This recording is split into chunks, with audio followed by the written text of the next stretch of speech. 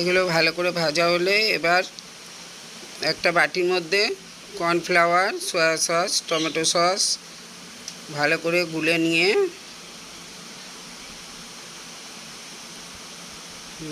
Soya sauce, tomato sauce, cornflour, জল ভালো করে দিয়ে এটাকে গুলে নিতে হবে। নিয়ে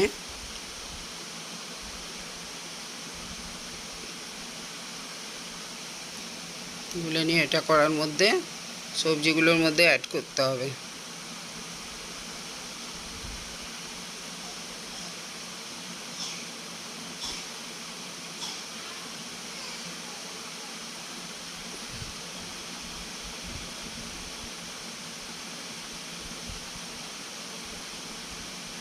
cornflour, soya sauce, tomato sauce সব ভালো করে চামচে দিয়ে গুলে নিয়ে এবার কড়ার মধ্যে অ্যাড করতে হবে।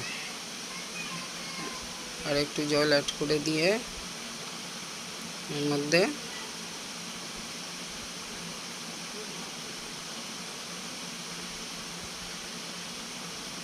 এবার এর মধ্যে পনিরগুলো দিয়ে দিতে হবে।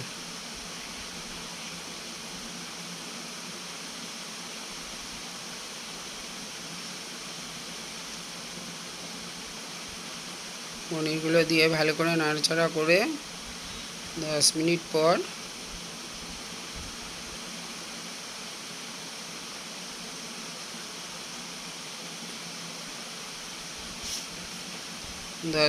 পর তো ধনেপাতা কুচি ছড়িয়ে দিয়ে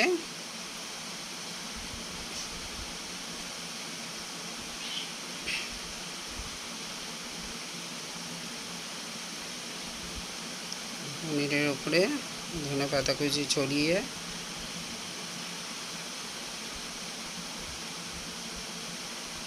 তারপরে নামিয়ে নিতে হবে।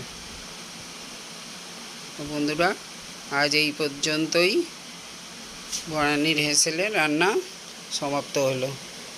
কেমন হলো সবাই জানাবেন।